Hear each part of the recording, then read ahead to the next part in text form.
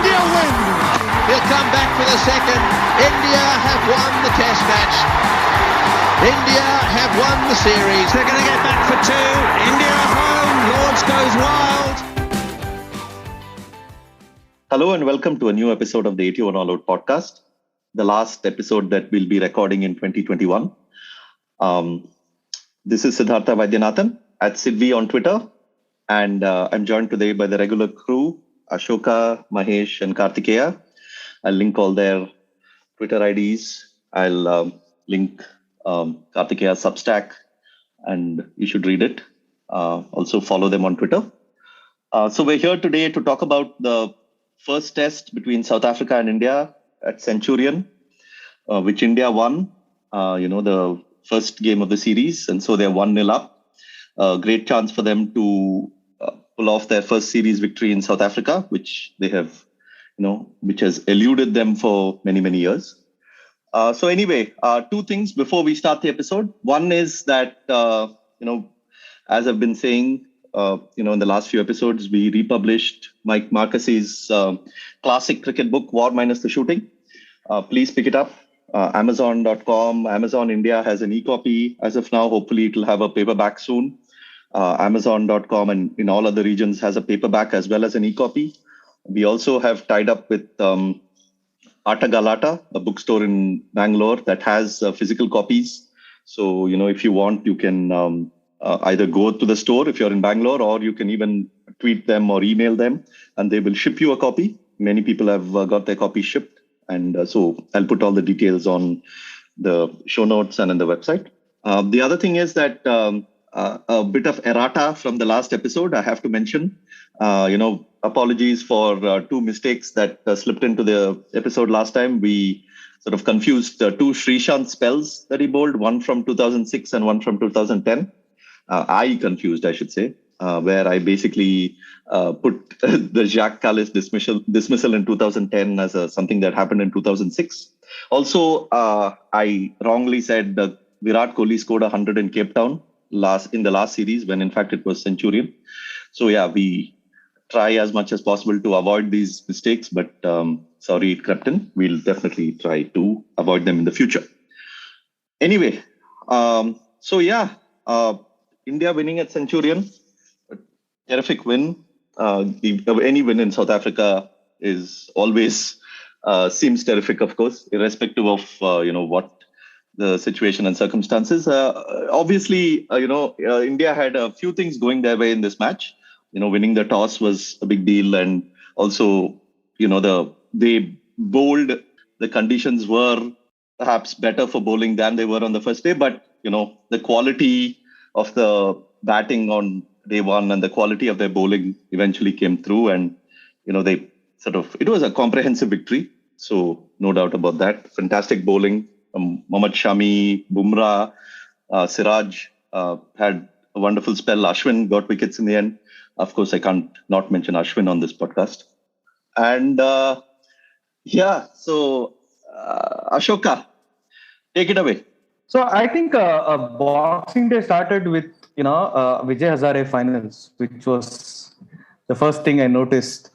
And obviously Tamil Nadu and Himachal were batting, and that was the most important event on that day. And there was the longest comedy reel that is running in cricket is the Ashes. So that was entertaining. So I actually forgot that there was another match that's supposed to happen in Indian time afternoon. So I was so invested in laughing and crying over Tamil Nadu's fate and laughing at England's fate that I forgot that this match was happening. And then I tuned into it, and surprisingly, Virat Kohli won the toss. And the first day, great batting by the Indians. More so, I was very relieved that South Africans were bowling no balls like nobody's business.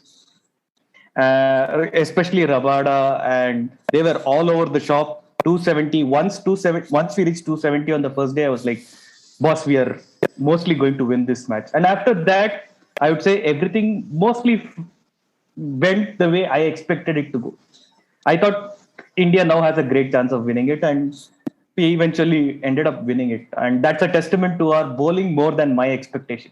So I'm kind of pleased the way that we have a great bowling lineup, and we have Ajinkya Rahane leading the batting. Even though you will say irrelevant facts like KL Rahul scored a century, Mayank scored a 60, but that 48, that was the thing that actually defined, how Indians will face South Africa in the next two tests as well. So I think the time has now come that we should stop debating and drop Kohli and Pujara, make Rahane the permanent captain for the next 5 years, and lead India ahead in this glorious Dravid era.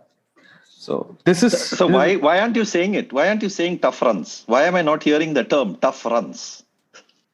tough runs. I think that's become a cliche now. Like whenever Rahane scores even a single, it's become a cliche because we all know that is how it is. Every run is tough. We are in the bowling era, and every run, see, like 48 runs.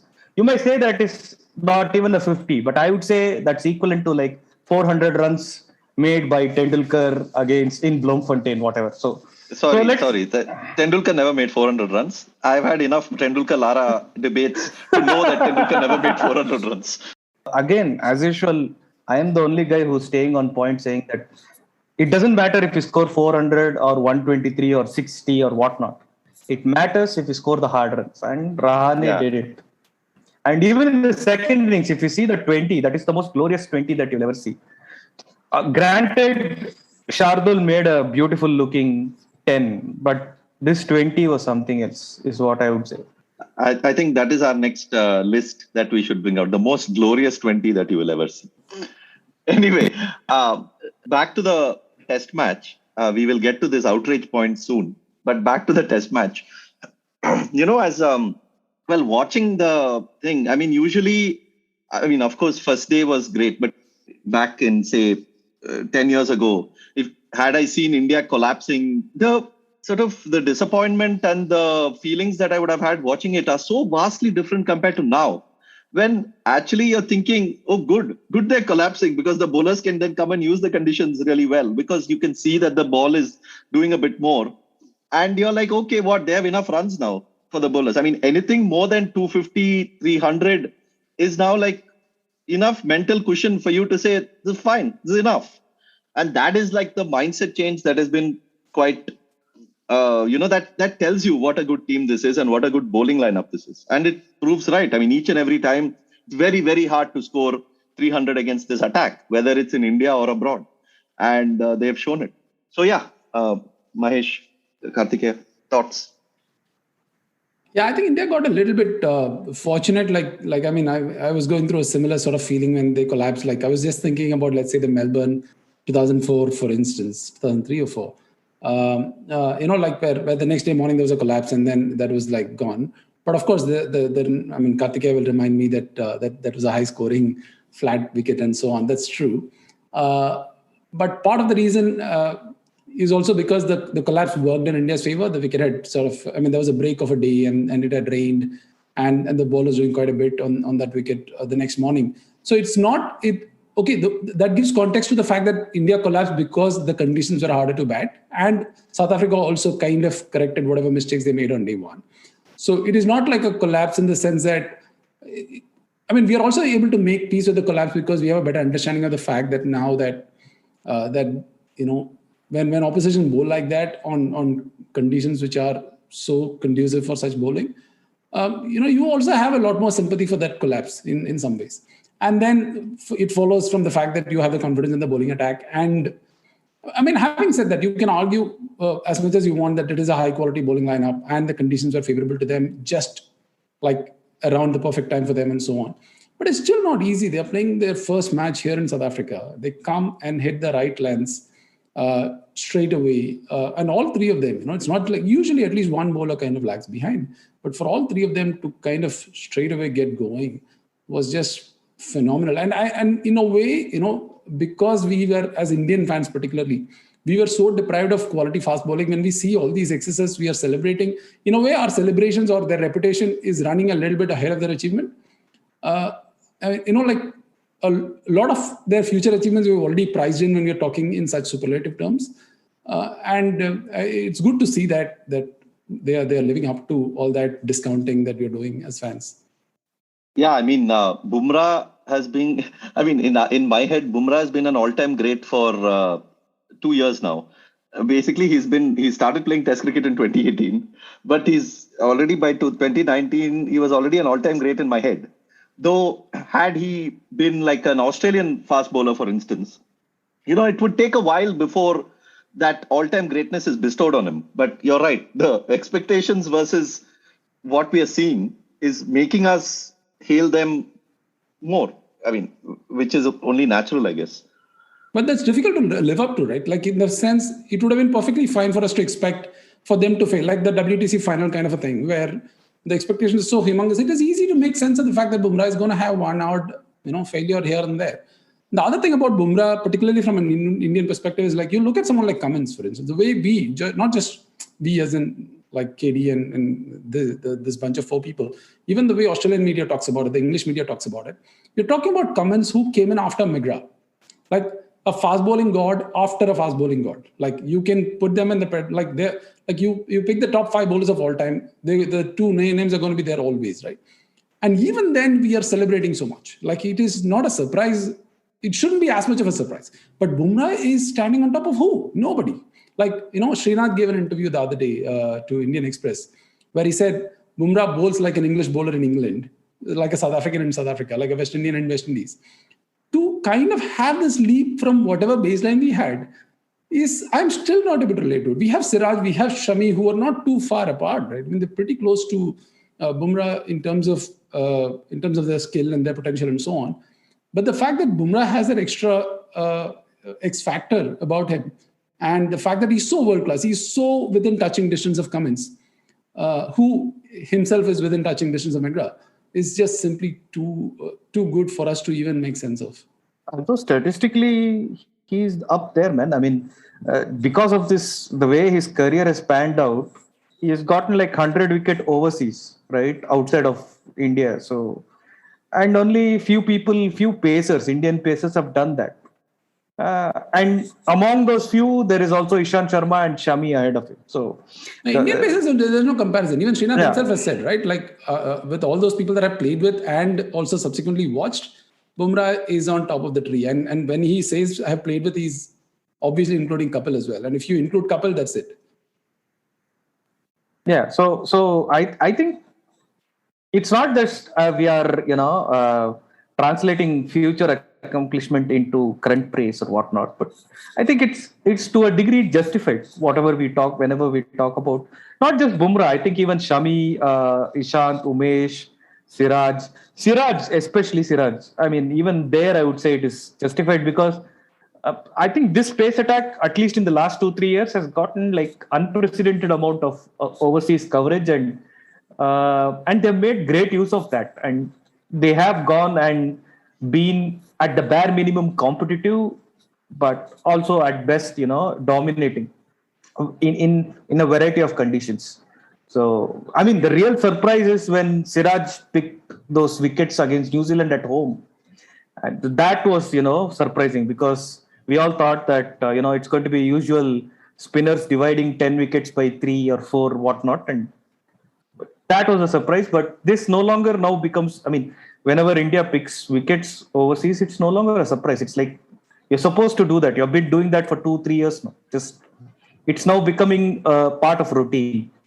No, but what Siraj did against New Zealand, he basically took over. I mean, he continued where Umesh and Shami left off, right? I mean, often, of course, the spinners play a big role, but Umesh and Shami have been huge when it comes to Indian bowling in India as well. And Siraj just sort of slid into that zone so seamlessly, which is, again, I mean, quite ridiculous, to be honest, to have like 4 or 5 bowlers to bowl at such a level, both in India and abroad. I mean, come on, man. What is this?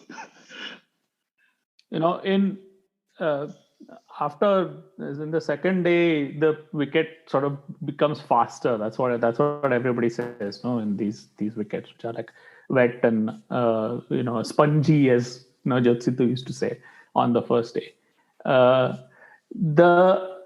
In 2002, for instance, after that. That happened to India a few times, right? I mean, that famous Bloemfontein double century odd stand. After that, they collapsed. No, I mean, it was like after the last 5 wickets or whatever fell for like the 30, 40 runs, and they made 380 or something. But then, you see, in that series, if you compare, Pollock took 16 wickets in 2 test matches. Right? He took 10 wickets in the first one and then 6 for 79 in the second one. And for India, Srinath took 8 for 104 in the first one and 5 for 153 in the second one. Okay, but the support bowling for India in the first test, Ajit Agarkar went for like 2 for 156, and he went for 3.5 and over. In the second, that's the second test. The first test, Zahir Khan went for like 3 3/4 and over. He went not for 107 in his bowling, and Ashish Nehra took 2 for 130 in 30 overs. He went for 5 and over. So there's like the gap between even Srinath and the next bowlers was so huge. I mean, if that sort of bowling had been there in this test match, basically we would have been treated to like an orgy of square cuts and pull shots on the second day from the South African batsmen. Like all you remember those names, no, from that time: Dippenaar, Rudolph, Van Jaarsveld. All these people who are like, for them, seam bowling in South African conditions is like bread and butter. They're just waiting to hammer something that's offline in length, and these guys just did not give that. I'm trying to think of a single square cut that South Africa got to hit in this series, in this test match. On this, there's so much help off the pitch, that there's no temptation to hammer the middle of the pitch, and these bowlers are nowadays with video and all that. I think the most underrated difference in the generational difference is the extent to which video is informing what teams are doing when they are fielding and bowling. I think, for instance, I don't think that the Indian bowlers are, particularly cleverer than other bowlers or anything like that. I think they just get really good instructions from the staff about, what the length is and what a particular batsman's tendencies are and all that. And that was not really, they're not as well prepared because they just didn't have that much data, no? I mean, back then. Now they do, and it makes a difference as to what's possible. That's a fair point when you're comparing between generations of, let's say, Indian bowlers. Rabada and Ngidi, for instance. Rabada took 7 for 114 in the match, even though he didn't have a good match. I thought it's too much no ball trouble, and I don't know what's happened. He's still taking wickets because his sort of basic raw material is like mind-bogglingly good, and he's very clever, but this no ball stuff is weird. And Ngidi is like a Centurion specialist, man. I mean, he goes there and takes wickets for fun. So his overall record is not that great. I mean, it's not like he's taking like 6 or 7 wickets a test match. He's taking like he's got like 45 wickets in 11 tests or something like that. But he got 8 for 102. I mean, the difference in this test match, if you really want to see, was that, Mulder and Maharaj were basically no impression at all. I mean, they could get nothing. I mean, Mulder is not quick enough, and Maharaj has just got nothing. I mean, and I don't know why he played, because his record at Centurion is like tremendous. His bowling averages in 3 figures or something like that. It's completely mad. But he played, and of course, on the other hand, India, the Lord, who I don't know how he gets wickets, but he seems to get wickets. So he got 2 wickets. And then, of course, Ashwin got 2 crucial wickets in the end. So that was the difference, I thought. For what it's worth, I think Mulder was bowled better than the Indian counterpart, which is Lord. Lord got away with really some really poor bowling, to be honest. Filth, absolute filth. And then he was punished, and somehow Mahesh, you know what? Lord is beginning to become like the test match version of Kedar Jadhav. What's it about your stalemate? There is a limit to which I can hear all these things. Lord is basically... You are talking about a talent that comes once in a century. So please be mindful of what you're saying. It's like, the story about Miller's luck. I mean, they say Miller's luck. I mean, what about Shardul's luck? There should be a book on it. He's got no business to be in this test team where Ishant Sharma is sitting out and he's playing ahead of him. It is just ridiculous. And there's only so much. Okay, he's the ultimate luxury of luxury. He has the most thunderous straight drive of all Indian players. That is why he is in the team ahead of Ishant Sharma. Fair enough. It's like the insurance of insurance, I don't think he's there as a. I don't think he's being picked primarily as a bowler. I think his batting is playing such. His batting record is not great even at first class level. In fact, his test batting has been above his first class level actually so far, which also means that the mean reversion will catch up eventually. It's like the insurance of insurance, first of all, they pick him as a bowler because he offers swing, right? Which like the other three bowlers don't offer. If the conditions happen to swing, like the WTC final, you don't want to miss out on that option. So that's one insurance. The other insurance is he also bats a bit. But come on, that's I don't know. I can't believe that in this day and age where we have such riches, fast bowling riches in the team, and spin riches as well on top, to be playing him so consistently is bizarre, and we've been getting away with it. No, I think basically it's he is what the Indian team wishes Pandya could have been, right? I mean, Hardik could have been slotted into that role, with his medium pace and with his, swing and seam possibilities, and then the batting, of course. Far better batting option, right? I mean, he's exactly, but he has never got into that side for various reasons. For either he's been injured for stretches. He's also not, and I think his bowling is also I think if he bowls, let's say if he's good enough, if he's fit enough to bowl 15 overs in innings, he'll come right back in. There's no question. He should. I mean, what I'm saying is that because he's not there, Shardul provides that sort of substitute. It's a 70% substitute. And even though Ashoka will get very angry for me saying that, but he offers that option. He gets wickets because he's slower than the other bowlers. This is the one reason why he is getting both Joe Root and who did he get in this game? Played on Quinton de Kock. Quinton de Kock. Yeah, who basically retired at that moment, decided that he will retire from Test cricket. I know. He said enough. I cannot play this game because I cannot face Shardul Thakur any time. Hasn't Shardul also gotten Steven Smith at some point? Didn't he? I don't know. Maybe. I mean, there is so much achievement behind that small career that whether he has got Steven Smith in reality or not, he has definitely got him in our imagination. Shardul Thakur's Australian wickets are Tim Paine twice, Pat Cummins, Nathan Lyon, Marcus Harris twice, and Cameron Green. So no Steve Smith. Okay, fine. He has made up by taking the captain out and the future Keith Miller. So yeah, but still, awesome set of wickets. So the Australians in county cricket have a WhatsApp group that says Steve-O will get you. Basically, it's like Darren Stevens, who is like this, 45-year-old county legend who is having this. So it's high time that international batsmen start a WhatsApp group called Shardul will get you. I mean, it's only a matter of time because he will. Yeah. If Bumrah doesn't, then Shardul will. Ashoka is going to go on strike, man. So, but and also Ashoka, since you haven't mentioned it, I will. Shardul is yet to lose a test match. So has Rahane. That's what I'm saying. So keep those two guys in and play your musical chairs with the rest of the team.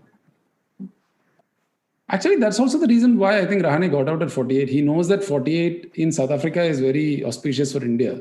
So he realized, that instead of me scoring a 50 and claiming credit for myself, let me contribute to the team's cause, and he got out at 48. He knew that 48 was the number.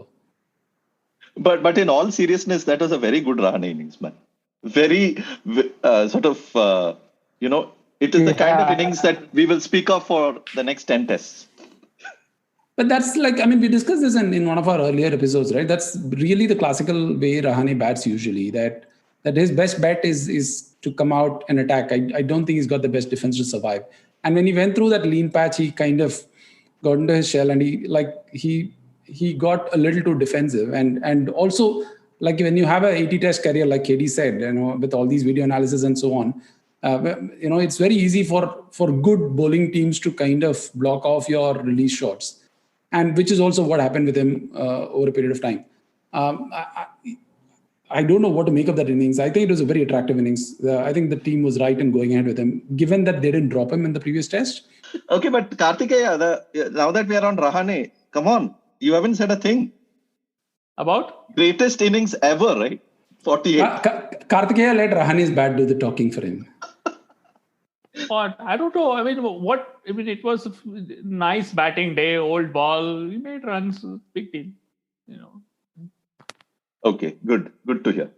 What do you expect? I mean, it's sort of on the balance of probabilities. It was a day on which a batsman would make runs. So he did make runs. Yes, he did make runs. But do you want to talk about the two batsmen before him? And your schoolmates.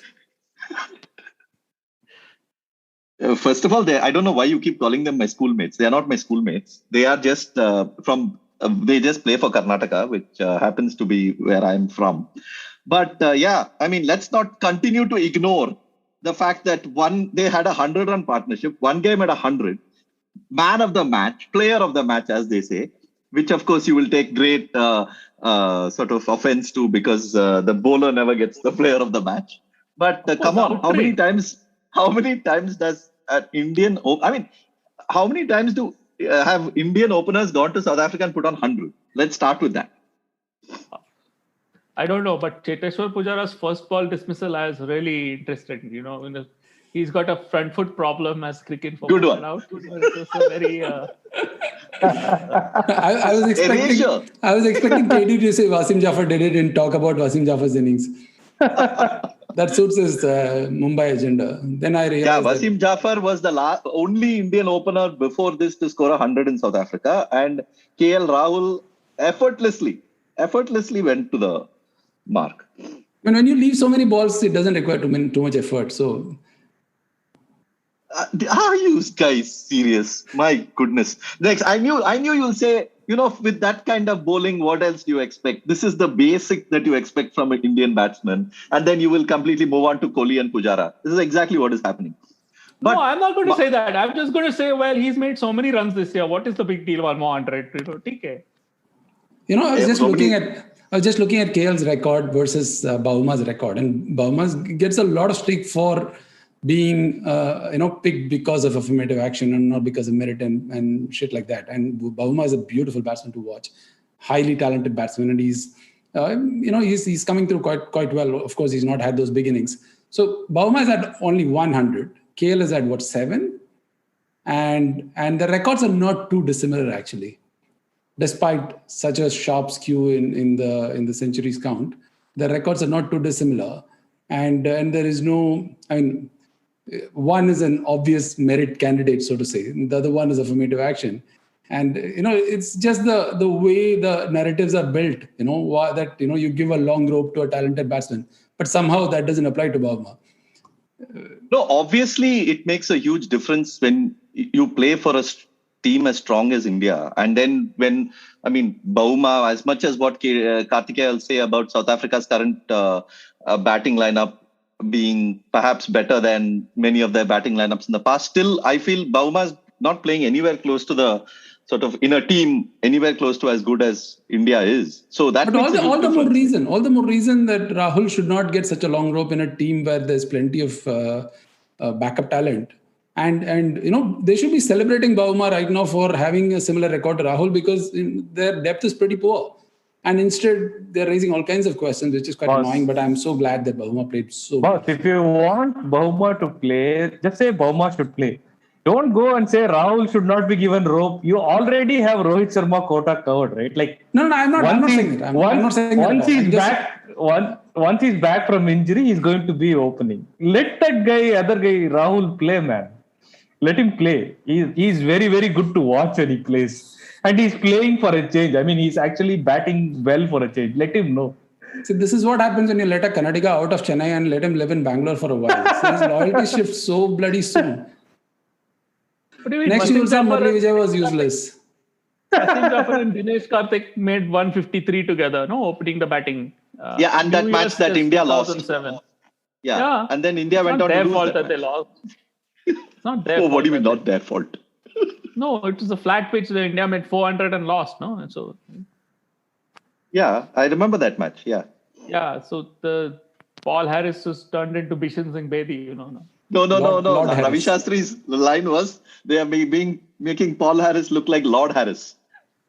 Whatever that line means.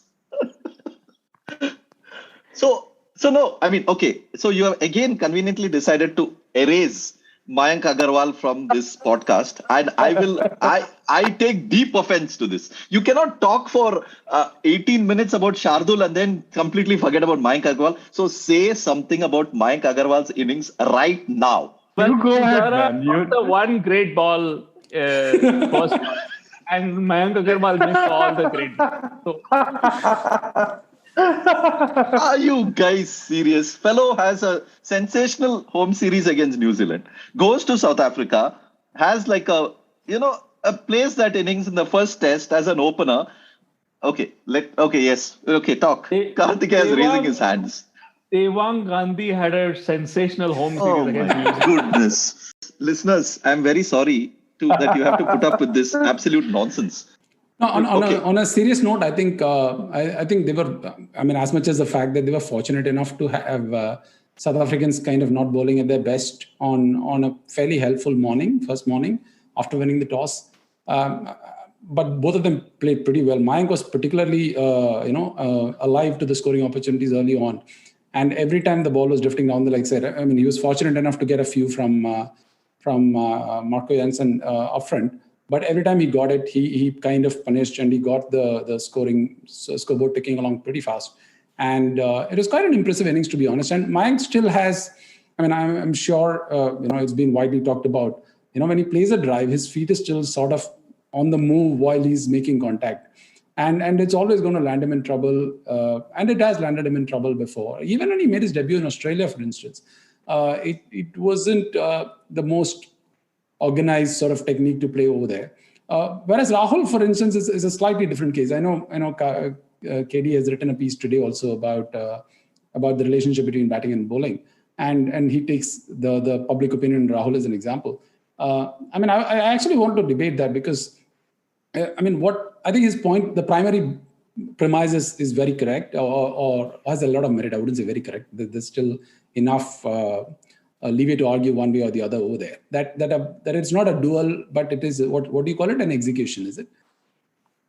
Yes. Yeah. For the benefit of our listeners, can you just briefly mention what this premise is? KD, why don't you?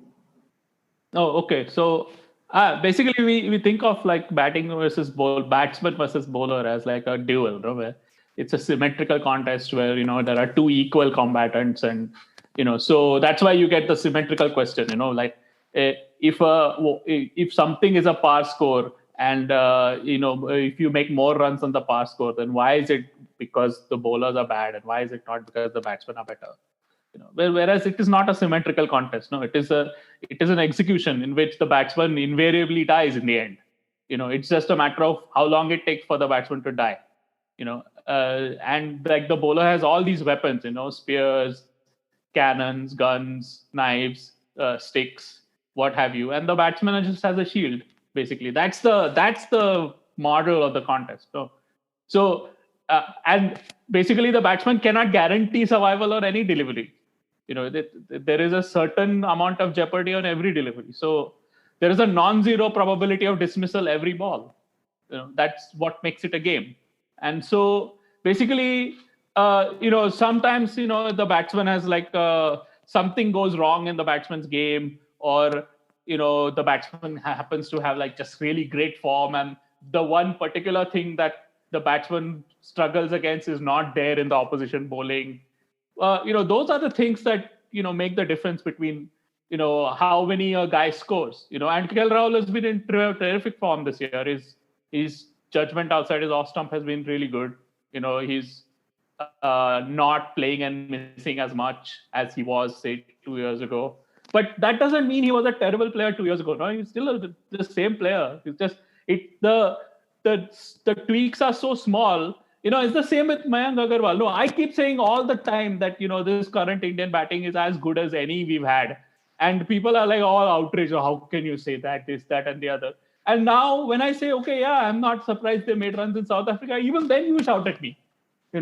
You say how you talk about these players. One of the points that you made in the blog, which actually came out quite a lot better now when you spelled it out, is if you. I agree with the premise that, let's say, someone like Rahul was not a terrible batsman earlier, but there's something that he was doing which was not helping his cause. It's one thing, the non-zero probability is understandable, but at the end of the day, as a batsman, if you consider batting as a craft, and as you practice more, as you sort of experience more, you'll get better at it, and which is true, right? Which is even the greatest batsmen kind of get better at it over time. Logically speaking, then Rahul was doing something earlier, which he himself has admitted that he's gone back and fixed in his game.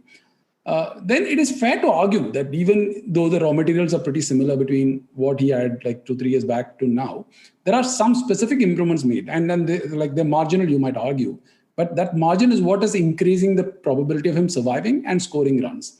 And one of the examples I had, after you wrote the post, I did go back to I distinctly remember this innings of his in the second innings of Adelaide Test in 2018-19 series, where he scored a 38, I think, if I'm not wrong.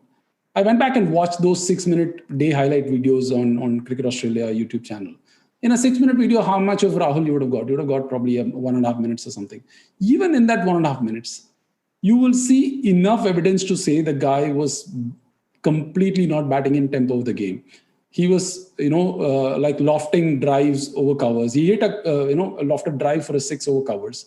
And he tries to whack Cummins out of the park with an invented square cut where Cummins is laughing at him. The commentators are screaming, saying, are you playing test cricket or what? So there is enough evidence to suggest that Rahul has played these kind of innings multiple times when he's tried to hit his way out of trouble in test cricket, which is simply not the way you play test cricket, even though the raw materials are always there. And he's himself admitted that he's found the rhythm of the game after he's taken a break. That happens to be true. No, but that doesn't mean that those are the only changes he made. All of them keep making changes all the time, and on the bowlers are also making changes all the time. And sometimes you get like a confluence of what the bowlers are doing and what the batters are doing, and you get like a purple patch. Where no, that's one thing. Sometimes you just have like a bowler who's just an attack which just hasn't got the raw material. You come if you say Moeen and Rashid in India on Indian pitches, those spinners, they just don't have the control to keep the runs down. So that sort of challenge is, it's not that how many runs someone makes is a contingent fact of all these local peculiarities, but whether a player is good enough or not is a separate issue from that. And I tend to think that anybody who gets selected to play in the Indian middle order is good enough. Because the people doing the selections know enough about the game to recognize when a player is good enough or not. Now, whether that player will come good or not is a different matter. That a lot of things have to fall in place. A lot of chips have to fall kindly. All sorts of stuff has to happen. But that's why I think it's not worth sort of you have to. I tend to think that the centuries and scores should be kept in perspective. They're fun and entertaining and all, but the sort of the allocation of virtue is.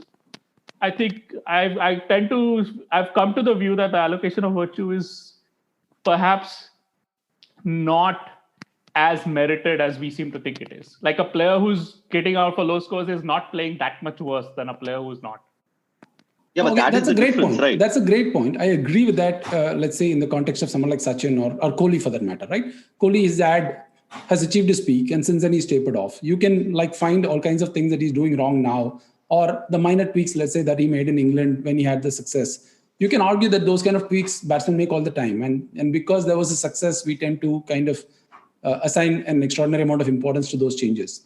But with someone like Rahul, for that matter, or for instance, or any batsman who's basically reworked his game, like the way Rohit batted in England, right? It is not one of those random trial and error that happened. There was a very conscious attempt to crack something that they were struggling to do earlier. And in the process, I mean, the reason why I bring it up is that I totally get your point on over assigning or giving over importance to some specific observations. No. So I'm happy to take the bait, but let me just make this point where as a craftsman, right? There's a point at which you achieve a certain breakthrough in your understanding of your craft, and that helps you get better.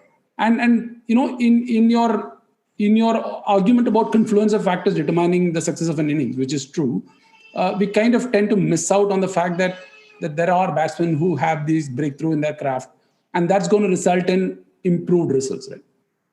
Yeah, I'll give you an example, right? I think, for instance, that Ollie Pope is actually a really good player. I mean, it's a really, really good player.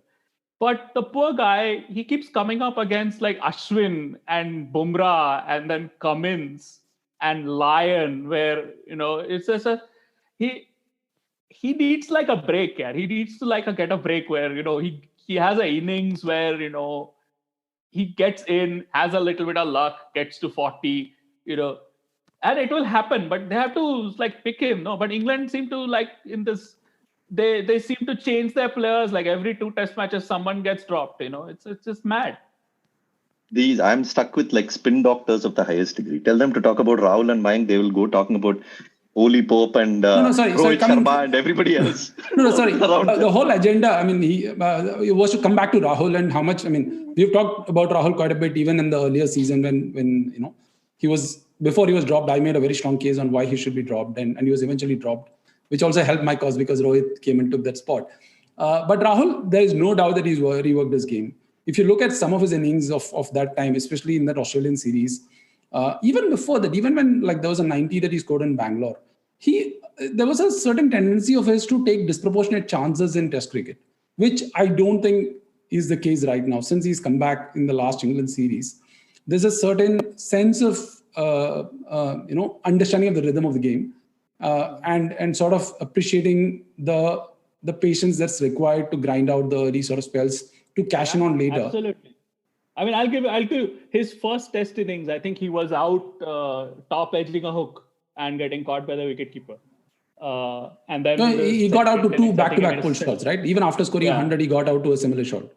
Yeah, but okay, fine. That's not really a reflection of how good or bad a player he is, I think. But basically, I'll make both of you happy. I'll say that, both KL Rahul and Mayank Agarwal have improved tremendously because they are following the example of the very experienced Rohit Sharma, who has a decade of facing top class fast bowling against the new ball and has finally figured out a way to do it in Test cricket.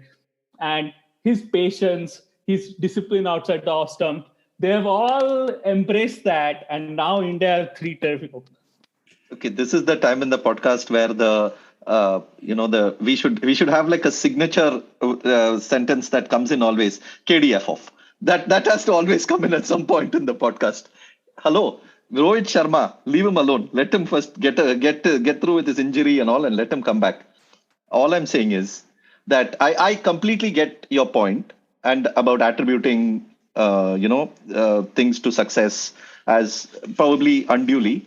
But the fact is that, and Vikram Rathore and Sanjay Bangar and many people have spoken about it also, is that, the biggest difference for KL, the biggest challenge for KL was to figure out what to leave and what to resist rather than what to hit. I mean, he always he's a terrific striker of the cricket ball, and as seen in across formats, across things.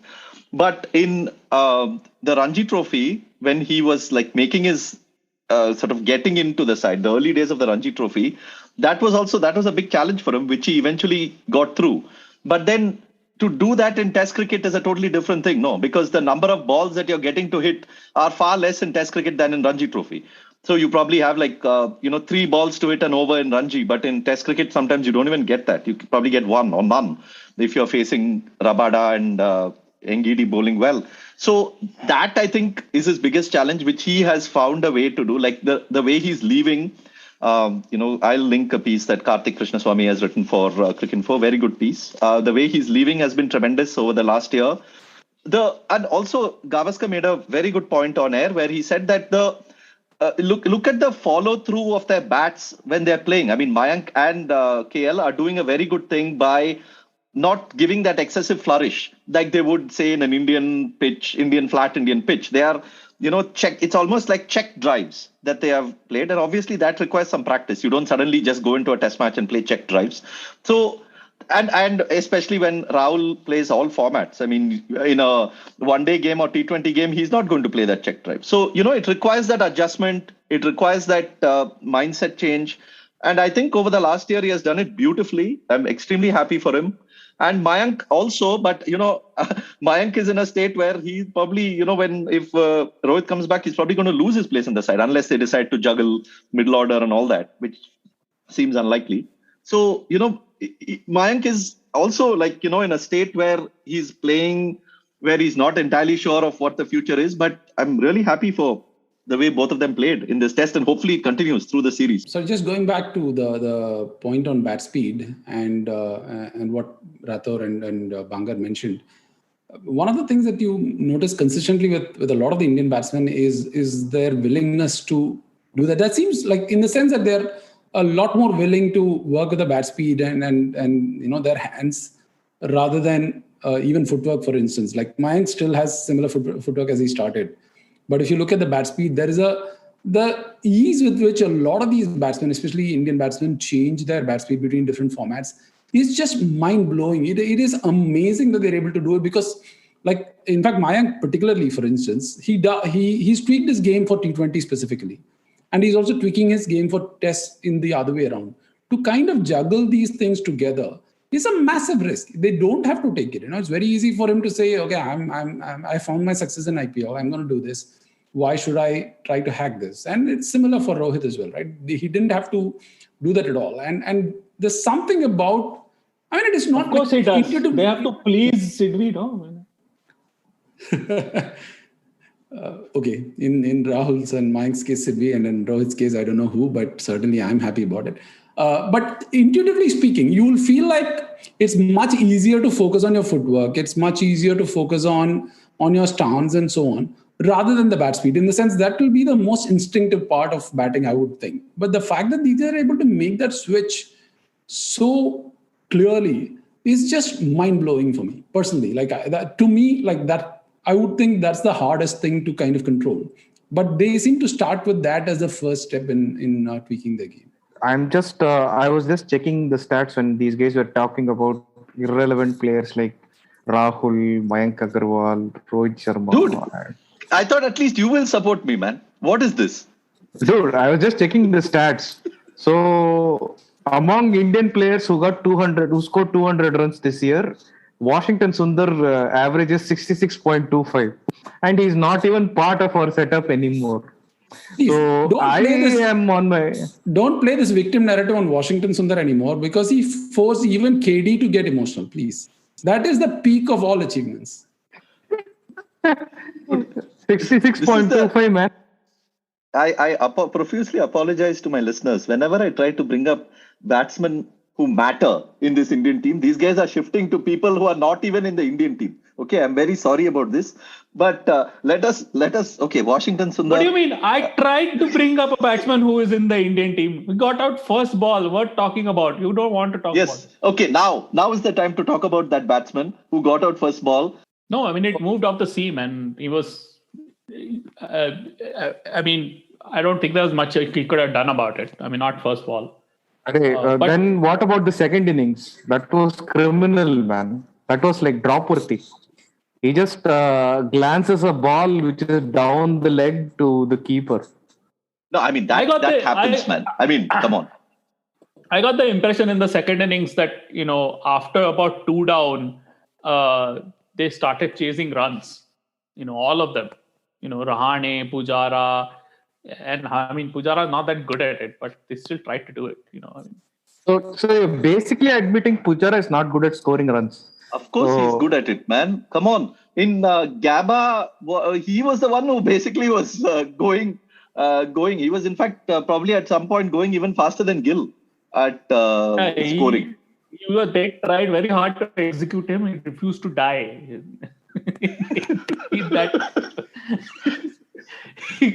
I think he's the perfect model for your theory of the fact that the batsman has just got the shield. He's the most obvious model. He actually plays like that. He has like 2 shots, scoring shots. If you want him to score, you have to bowl to him, one on his pads or second short and wide outside off stump. Those are the only 2. Or actually absolutely rank half volley so he can off drive. Yeah, but that also he struggles to hit it for a boundary. He like hits it with his bottom hand, which goes for 2 and 3, even in a rank half volley. That's because the thing is, I'll tell you, like as a purely in terms of watching batting, how easy it is to sort of watch a dismissal like Pujara's in the first innings and say that he was trying to defend and he got caught at short leg, compared to say what Kohli did in the first innings when he went after a wide one, and how easy it is to basically like attribute blame completely to Kohli and attribute the bowler's good ball to the Pujara one. I mean, it's the optics of it is really interesting.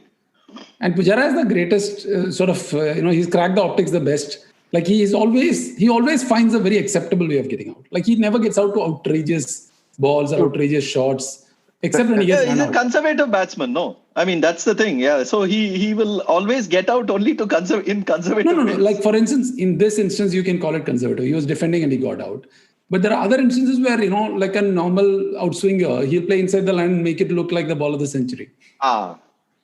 Yeah. Like there's something about his technique. But Rohit loves speaking over there. Right? This is just pure Rohit love speaking. No, it's not Rohit love. I mean, even outside of Rohit, like the we've talked about pricing in, right? Like when Pujara goes for a series in South Africa, you don't expect him to set the world on fire. That's what you should price in. The fact that he's got a fairly susceptible technique in those conditions we've got sufficient samples for that. Outside of Australia, especially when he had that big series, it was the flattest of sort of wickets in Australia. Outside of that, he doesn't have an exceptional record in England, New Zealand, or South Africa. I know, man. It was so flat they actually dug that pitch up after that match. Yeah. So there's nothing to believe that he was going to set the world on fire, and that's exactly what you're going to get. And the question with Pujara is always the same. It's not like this extra sample is given as a new puzzle to solve. So you get a batsman who's going to average 45. Who's the concern for Pujara right now is that he's not scoring as much at home as well, right? So then then Kartikeya's question comes back saying, then is he in a decline? And that's a call that typically selectors are good at making. So, I wouldn't be surprised if he has a bad series and that's probably the end of his career. End of his career after this series? Yeah, possible if he has a bad series. I mean, you got Rohit coming back. You got, Gill still. Shreyas, and Rahane might have a second sort of win. Who knows? And of course, Hanuma Vihari, who will be preparing for the next series. Every time India is playing a series, he will be preparing for the next series. I don't know if you have to prepare for a Sri Lanka series at home, man. That will be like an extreme preparation. What are you preparing for? Embuldenia. I mean, come on, man. Embuldenia and what is that other guy's name? Jaya Vikrama. Recently, Ramesh Mendes. Ramesh Mendes and the other guy, the other left-arm spinner is also pretty good. Yeah. Jaya Vikrama, is it? What's Jaya Vikrama. And Sri Lanka, I know it's not fashionable to say, but Sri Lanka also have like better fast bowlers than they've ever had. Okay, anyway, but having spoken about the top 3, the number 4, please. I mean, should Virat Kohli shelve the cover drive like Sachin Tendulkar in 2004 in Sydney? Why is Virat Kohli not controlling his ego. I think Virat Kohli should not borrow like Tendulkar's approach from the 2004 Sydney Test match. He should borrow the 2004 Sydney pitch from the Sydney Test match. He will score a lot of runs on that. And he should also borrow 2004 Lakshman as a partner in the Sydney Test. You borrow that pitch and you borrow that bowling attack as well. You borrow the bowling attack and then you borrow a batting pattern like Lakshman, who will score all the runs on one side while you can basically do whatever you want on the other side. Nearly 2,000 runs were scored in that one Test match. No, the best part about this is that Virat Kohli at the end of this test, he puts up a set of photos on Instagram where he basically, he says great win or whatever. And there are like 5 photos, like one is celebrating, one is this. But the last photo is him playing a cover drive, and the ball going off the middle of the bat. And it's like almost like he's saying, guys, get out. I know what I'm doing.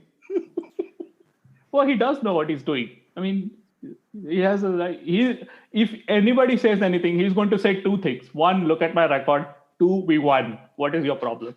And there's no answer. Oh, and also Vikram Rathor's point is true. I mean, when a shot is giving a batsman runs, then it is quite absurd to tell him to not play it. I mean, forget the Tendulkar example. I mean, that is like one-off example in like Tendulkar's entire career. You can't even talk about it. But if it's giving you runs, you just have to figure out when to play it. That's the judgment call. You can't just say, don't play it.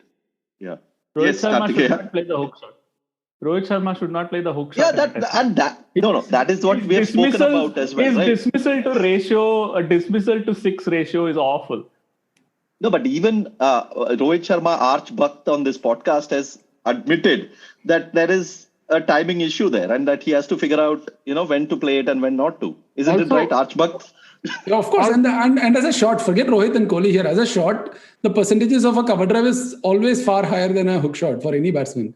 So it's a no-brainer that, you can't even apply the same framework, just like we can't apply the Sachin Sydney framework. Even if Rohit had to shelve the hook, you can't apply the same framework to here because cover drive is a bread and butter shot for Kohli especially.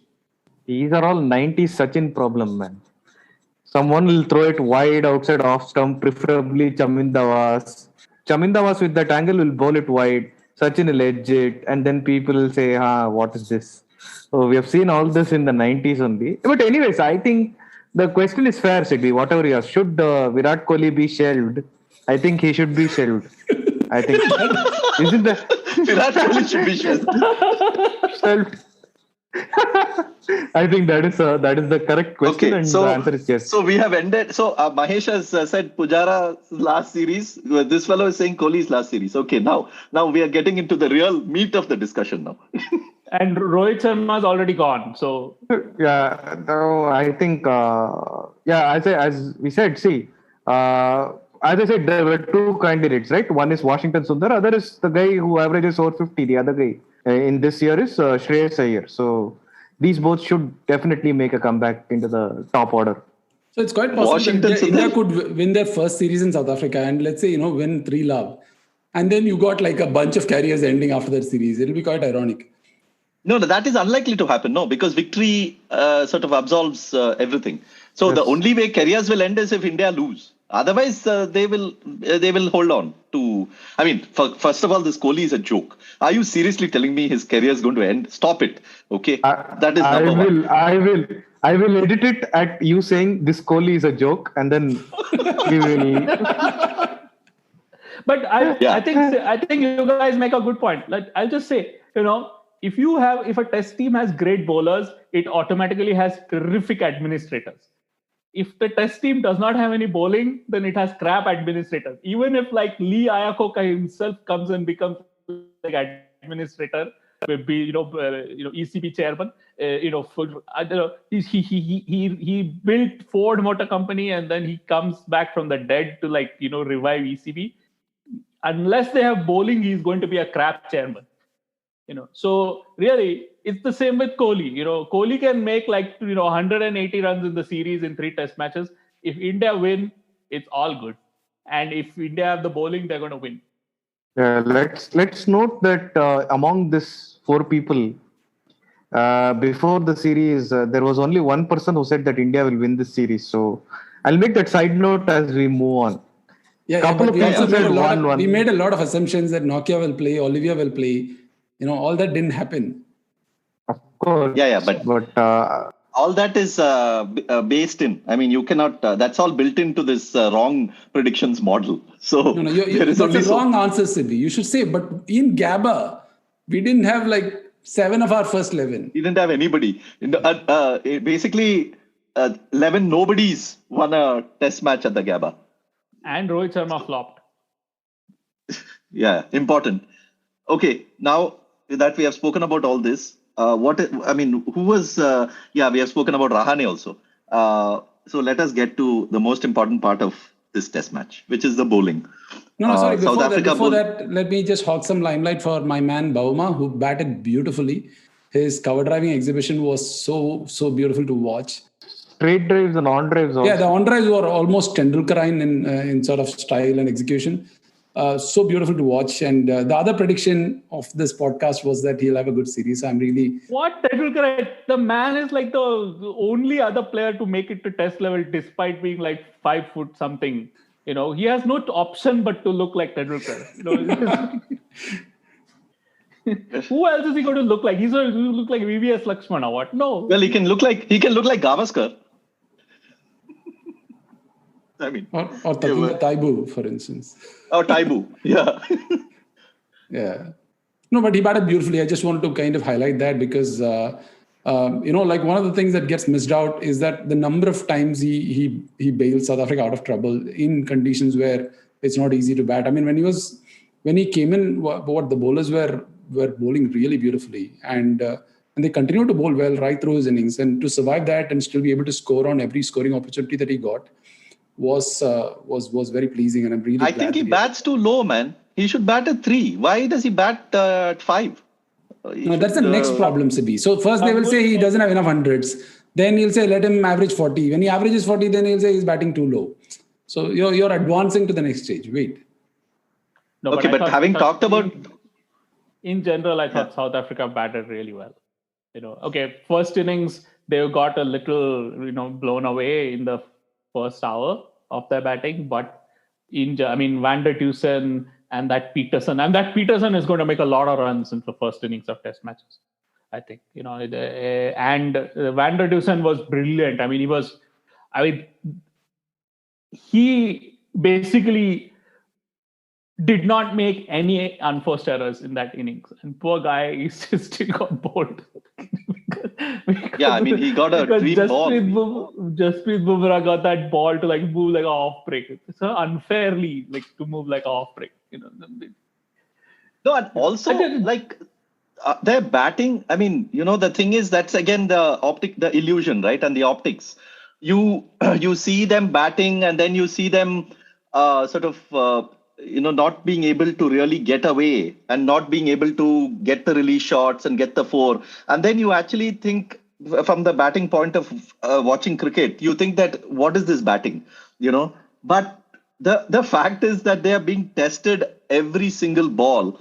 And you have these Indian bowlers. Now, I was seeing the scorecard, and even when I was watching, I was thinking India in the first innings, they basically got three of the South African batsmen bowled, and in the second innings they got 2 of the three of the South African, again 3 more of the 3 more bowls in the thing. And South Africa in their whole bowling got only 1 bowled, which was Siraj, which is again he was basically backing away and trying to hammer, and Jensen got him bowled. But it tells you in a sort of a very rudimentary way, it tells you that India's bowlers were attacking the stumps and attacking the sort of the line of the stumps so often. Of course, there will be stats to probably back that up.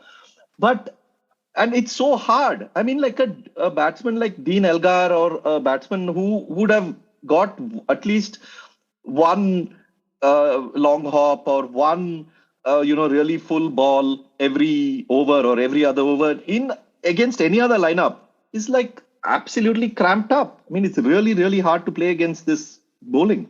The Bumrah ball to Elgar in the first innings, Shami ball to Markram in the first innings.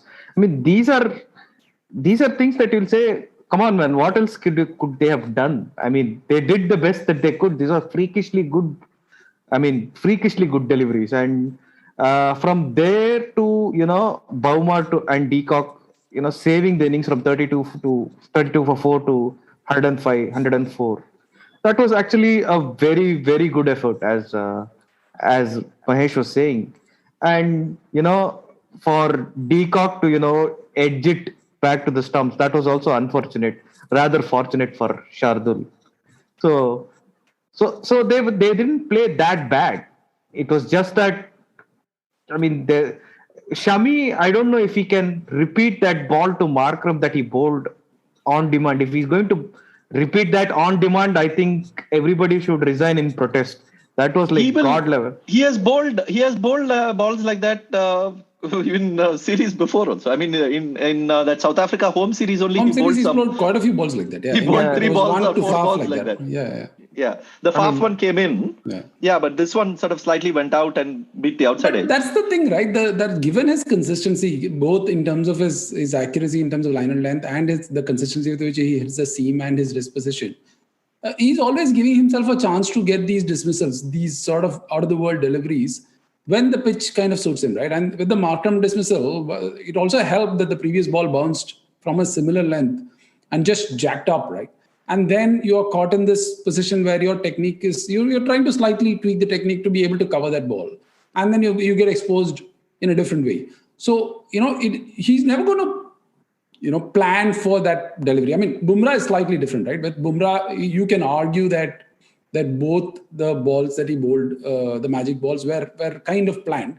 But with Shami, it is the natural advantage of being so good ball after ball after ball. And he's going to reap the rewards for it. I mean, the dismissals of Bavuma and Mulder are as much a testimony to that spell as Markram, which looks spectacular.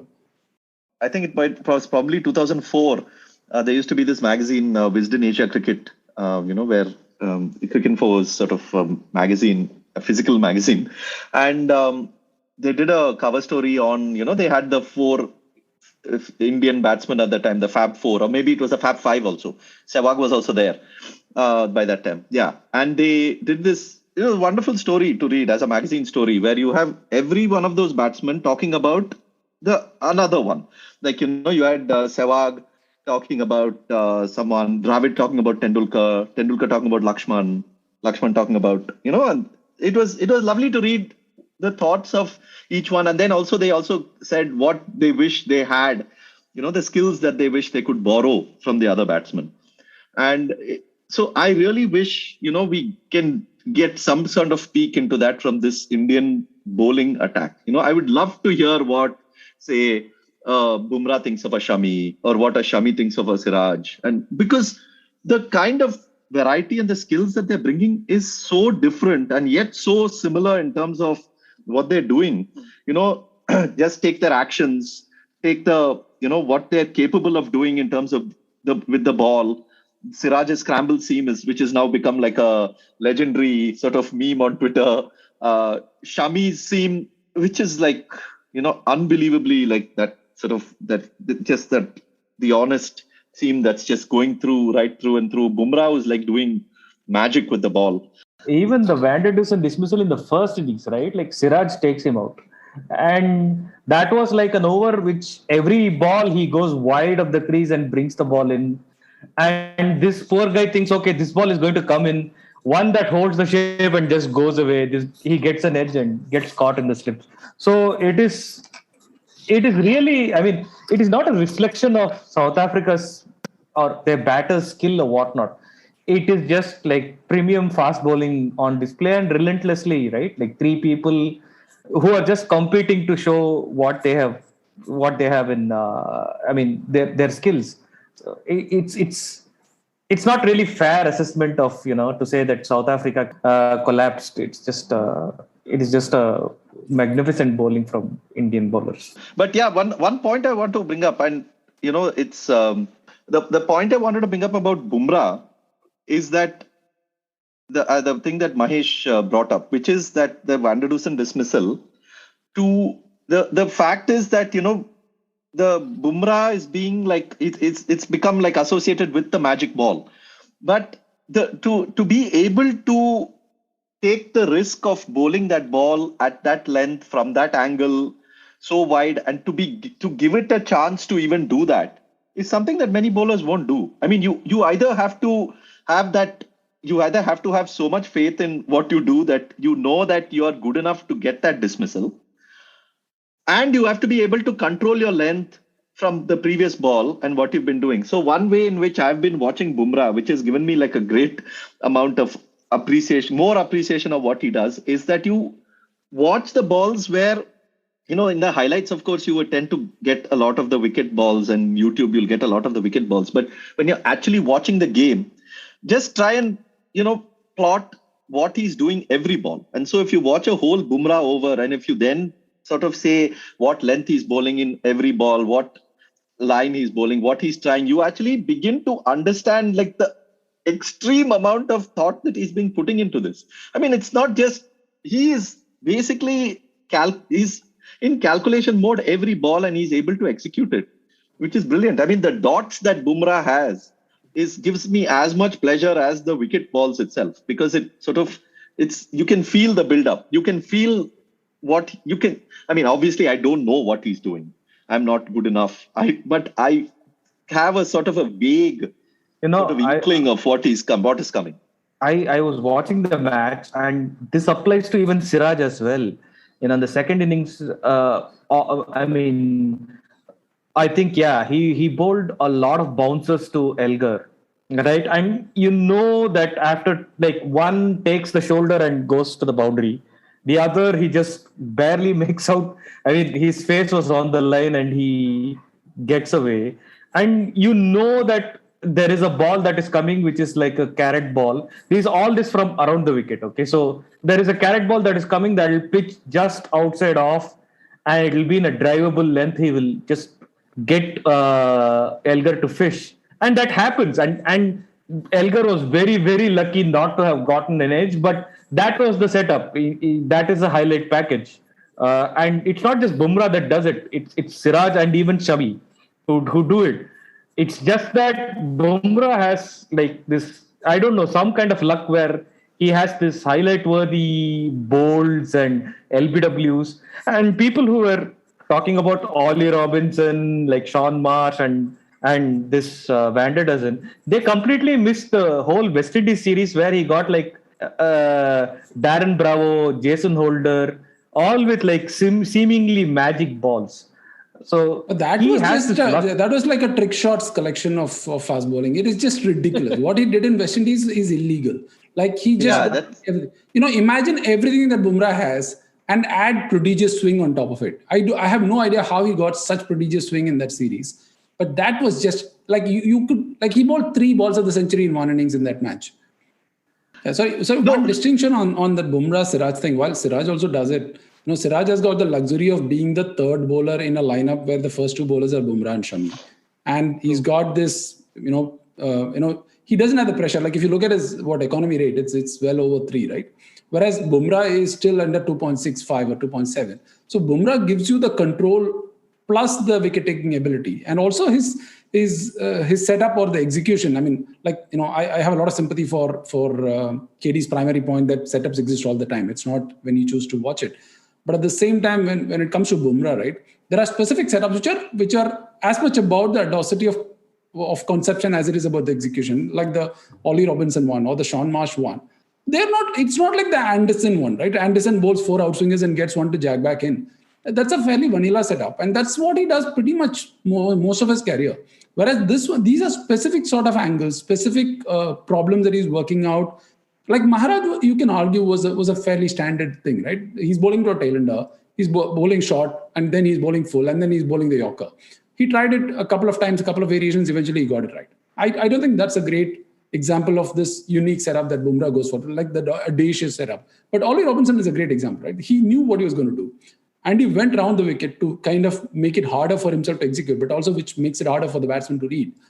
And similar with Van der Dussen here, that there is a little more, there is a lot more to the setup that we're talking about when it comes to Bumrah as compared to other bowlers. And also it's a whole different beast to be able to do this while also not conceding runs. Like Siraj has the license to attack, which Bumrah, even if he has, doesn't use it.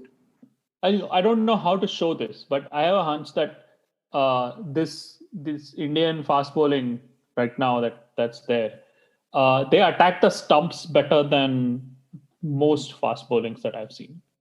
I don't know how to show that, but I have a hunch that that's the case. Also, I think it also comes down to the actions, right? I mean, both Bumrah and Siraj with that open action, it naturally allows them to sort of constantly be at the stumps, and yet at the same time, they have the skill to straighten it and move it away, and that's like huge for a batsman because he's always has to be on the lookout for the bowled, but at the same time also on the edges, both the edges are being threatened. So I think it could be one of the factors. Yeah, I mean, but I won't be surprised at all if that is true. That if they attack the stumps more often, I'd love to have data to back it up. One thing on Mahesh's point, right? I mean, it reminds me of that. I think it was during some commentary stint, one of his better commentary stints when Wasim Akram actually spoke about his early days as a bowler and how Imran used to always stand at mid-off or mid-off, yeah, and sort of guide him through every ball that he was bowling. And he used to do the same for Waqar as well. And he spoke about how, when he came into international cricket, Wasim, his basic thing was that, he was going for the wicket-taking ball. You try and get a wicket every ball. But then he said that, it took Imran for him to understand what a construction of an over and a construction of a spell was. And, you not only begin to think of what ball you're going to bowl next, but you also begin to think of what ball you're going to bowl at the end of the over and then the next over and then the over after that. So that whole sort of mental mode that he got into said it really helped him sort of bowl through a spell and trying to, work out a batsman. So that is something that, I mean, of course, back then, the amount of video analysis and amount of data they would have had is not that much, but that was pretty much what was happening with Imran at the other end, because he was sort of telling him about picking up cues from the batsman. He was, like Ashwin says in the recent interview, that he has seen enough videos to know that, what are the triggers that a batsman has to sort of bowl to him. But that is the same thing that Imran was probably observing when he was seeing like a batsman at the other end and having so much experience and all that. So I think those little things are those are the margins between like being a very good bowler and being like a great bowler.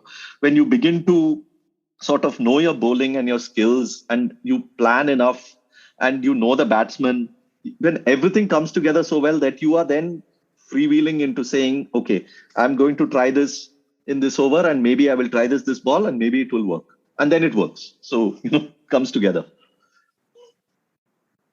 Kartikeya on Twitter was outraging about the fact that Shami was shortchanged for the Man of the Match award and given to Rahul. And now in this whole podcast, we had all the time to discuss about Shami. And then we shortchanged him for Bumrah. No, I think it's primarily because it's also because of, again, comes back to the optics of it, right? I mean, Shami is the kind of like the consistently terrific bowler to have in your setup. This Bumrah is like bowling, having like a trick shot guy, man. I mean, he just comes in and he starts playing trick shots. And, like these basketballers who just come and like make some 5 outrageous baskets. And that's all you're talking about for the rest of the evening. Instead of a guy who's got, 50 points in the game. Yeah, but that player of the match is partly Ashwin's fault. For taking 2 wickets. Yeah, I mean, Shami would have taken the last 2 wickets. Then he would have got 10 in the match. Then even those, batsman lovers in the commentary box who decide player of the match, they would not have been able to ignore because they are all milestone fanatics. No, I mean, 10 wickets in the match. How do you not give him the prize? And then Ashwin comes and gets like Ingidi and Rabada and 2 balls. It's just all unfair. Right? But Ashwin likes to provoke all these things, right? He knows that people are unfair to bowlers. So if you make it 10, you are making it easier for them. He wants to expose them for who they are. Array, wait, man. For one player of the match award, don't ruin that guy's Sena record, man. If with great difficulty has brought it down to 30, below 30 in the last 3-4 years. Let him get this at least before the home series starts, and then we'll leave him peacefully. I think the joke going around is Ashwin has 2 more away wickets than Virat Kohli or something like that. So in 2021, that is, yeah. So but any thoughts about Ashwin? I mean, it's very difficult to judge a spin bowler on this test match that we saw. But go ahead if you had any thoughts watching him bowl. I mean, he had nothing to work with. Nothing in the wicket for him. Yeah. But he bowled, I thought he bowled better in the second innings. In the sense there was something for him in the second innings. But first innings, there was absolutely nothing. And he did what he had to do. Yeah. And despite that, he went for 2.8 and 2 runs per over, which means he absolutely didn't give anything away. He had like a match figure. You can argue that it is still those 2 tail end wickets, but his match figure is like 2 for 50, which is okay. That is justified for a spinner in such conditions. It proves that. Also, won't be surprised if he doesn't play a test in this series. I mean, if South Africa, again, as we mentioned in the preview, I mean, their best chance is to have like low scoring games, and if they prepare like absolute greenish of a green top, then India may go with 4 pacers and Shardul. Perhaps not the next one, Joe Wanderers, but they might play him in Cape Town. That's my sense. And I mean, I wouldn't be surprised if he plays all 3 tests. Like I said, I would rather play him. I mean, he's even on a fully seaming wicket, he's a better bowling option as well as a batting option than Shardul. As Shane once says, if it seems, it spins. Why not? Forget Shardul went at 5 and over. I mean, he got a couple of wickets, but he went at 5 and over. So, like, Ashwin gives you a lot more control even on a seaming wicket. Yeah, but Shardul's job is to break that partnership. No, that is primarily why he's there. He's going to do only one job. You give him whatever job, he'll only do one job. So it's not like you tell him, okay, don't break partnership. You go at 2 runs and over. He's not capable of doing that. It proves conclusively that Ashwin is surplus to requirements outside Asia. They were right to not pick him in England. No. See, there's a difference. In England, Jadeja was being picked ahead of him, which is completely justified because Jadeja is very close to being as good as Ashwin as a spinner and better batsman. But here, if they drop him for Shardul, is when this podcast will catch fire. I mean, Ashwin became a legendary bowler, like a mythical bowler, because he was not picked in England. Before that, he was just a very good bowler. Ashwin became a mythical bowler when he gave an interview to Cricinfo, to Siddharth Monga in Cricinfo. That is when he became great. Yeah, it's like all these people have been watching Ashwin for all these years, and like he's taking wicket after wicket after wicket after wicket, and they don't notice anything. And then he gives one interview, and then they say, "Oh, this is what this is how you worked Stephen Smith." Oh my God, I forgot to see it. No, but and it's going to backfire also now because if the pitches if he doesn't have a good series in South Africa, then people are like, oh, big deal, what now, sort of thing. So, in fact, people were saying that he has revealed his secrets before the series. Should he have done that? But the fact is that first of all, if he knew that it was a real secret, would he reveal it? Secondly, if he didn't know it was a secret and reveals it, will he be as good? He's not some naive guy. Even in that interview, he talks about both Labuschagne and Smith, where he says, there was a point where he says, I almost worked over Labuschagne from around the wicket, but the ball pitched outside the leg stump. No, he knew he got a weakness, but he couldn't get a wicket. Then he moves on because the batsman has already found out what he's trying. Then the batsman is good enough. Like even in the context, within that spell, like he doesn't have to reveal it in an interview for Smith and Labuschagne to work him over.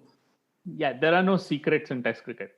Exactly. And the greatest of bowlers are not great because they have some secrets. They are great because they know that the batsman knows exactly what they're doing and still they get out. I mean, it's like the famous Michael Atherton line about Ambrose. He says, I knew exactly where the ball was going to pitch. I knew what it was going to do. I just couldn't do anything about it. So, yeah. So, yes, any final thoughts? Next test coming up in a few days. Take it away if you have anything. I hope it doesn't rain. You hope it rains? Yeah. Is that what you said? He hopes it doesn't rain. Yeah. Oh, okay. Yeah, If they get Olivia back, then I think with Jansen settling down, the four-man pace attack is still good even without Nokia. Like Katie said, they did bat well in this test, and it's quite possible that Indian pace bowlers are not going to maintain the same intensity right through all three tests, and also South African both Ngidi and particularly Rabada is not going to be as wavered as he was on the first morning. So I mean, it was a great win for India, and to win with 3.5 days. In about 3.5 days is quite comprehensive, you will argue, but I still expect the next test to be pretty close. Yeah, I think so, because that is the only way I think South Africa, given their relatively inexperienced batting lineup, is going to maintain parity. So the pitches, I think, will be very spicy, and probably Olivier is going to come in place of Maharaj, I hope, or I don't know, in place of Janssen, and it's going to be like 250 plays, 250, 240. I think that's going to be the next two tests. Still, we'll still stick to the 2-1 India series win, purely because I have to, because otherwise there is no. I mean, there is only so much I can take, so much heartbreak. So 2-1. Oh, and the point we didn't speak about at all was Quinton de Kock. I mean, not only does he, it's not like he's like it's in the middle of the series. It's not in the end of the series, and it's not like he had announced anything earlier. It seems like a decision.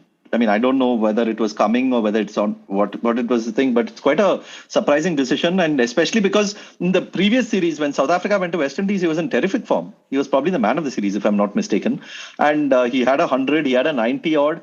And he was batting so well, and he's 29 years old to announce retirement. I mean, people, it's weird. I mean, maybe it's a trend going forward. Any thoughts on that? No, he wasn't going to play the second and third game. Yeah, anyway. He was going to take a paternity break, but even then, I mean, to announce retirement, it's quite a step. Yeah, all the more reason, right? The fact that he was not going to play the next two tests, it's very easy. I would have expected him to kind of take that break and then announce it later at a after the end of the series or whatever, at a quieter time. For him to announce it after the test when he was going to take a break sounded strange to me. I think Firdaus wrote a very good piece on Cricinfo about it. The fact that he wants to spend more time as a father is a good thing, and that should always be encouraged. And that naturally a cricketer is going to kind of, if something is going to offer him more money for lesser time, naturally he's going to pick that and spend quality time with his family and so on. I think it's possibly a way forward. It's then, essentially it's going to force South Africa to look at ways of accommodating such sort of requests, which, in recent history they've not done, right? Everybody who's chosen to go the franchise route, they basically shut them out of the international cricket at large. And that includes even A.B. de Villiers and Faf and everybody. That is going to force them to rethink for sure.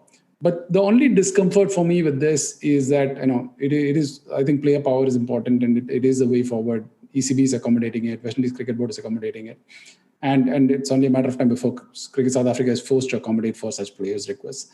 The only concern for me is what happened with the whole sort of taking the knee controversy in the T20 World Cup. And the fact that he was the one who did not sort of follow in on that. You can argue that an employer should not force the cricketers to take such a stance. But at the same time, it is such a basic stance that I'm not going to buy into this sort of forcing players to do that at all in this case. And the fact that he had to sort of take a knee in this sort of test match as well. And to announce it immediately, I mean, that's probably the only point of discomfort for me. If that had anything to do with it, I don't know how to make sense of it. I don't think he's still in the white one day and T20 South Africa sides, no? So he's not. But he's open to selection. But let's see how to selection. Because, for instance, even in this test match he's played, but he's also said that he's been talking about it for a while, and he's spoken with other players as well, he says. Which means that, I wouldn't be surprised if he chooses to retire from them as well pretty soon. I don't know. Yeah, but that'll be a good test. If, let's say, he continues to play and he continues to take the knee in those formats, then perhaps that's going to reassure me that that's got nothing to do with this. And also in the white ball, he has a World Cup coming up in 2022, a T20 World Cup coming up in 2022, and a One Day World Cup coming up in 2023. So there are like signposts for him there and things to look forward to, especially given that South Africa have never won a World Cup.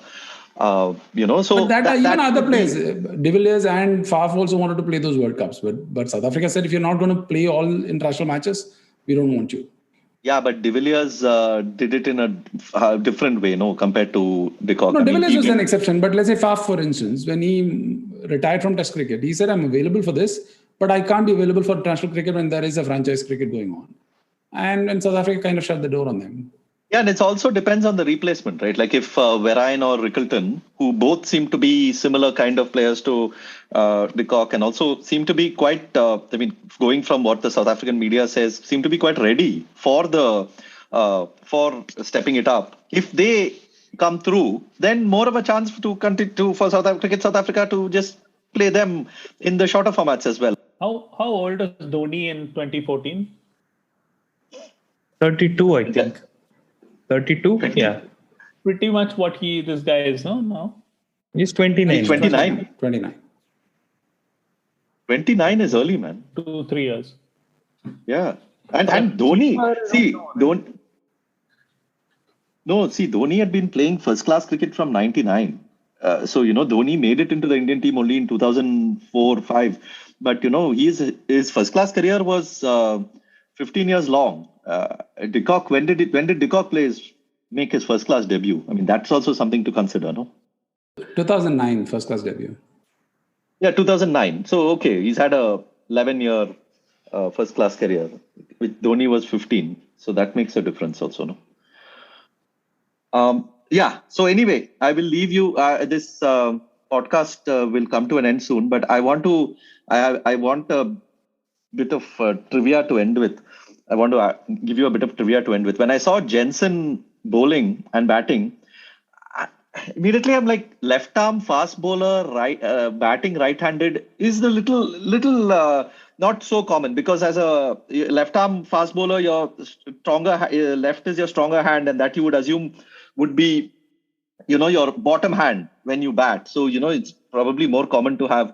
But can you tell me take a guess on who are the 4 left arm fast bowlers who batted right-handed to get 100 Test wickets?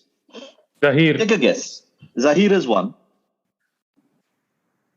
Another is a active bowler who is currently playing. One of the best.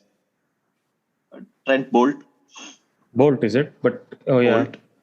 And there are only been 2 others. One is Pedro Collins, West Indies left armer. And the other is Collins from New Zealand. Richard Collins, I think his name was. Or maybe some other. 100 test wickets. 100 test. Like left arm fast bowlers who batted right-handed getting 100 Test wickets. Only 4. We have to also see right arm fast bowlers who batted left hand. Saurav Ganguly. Though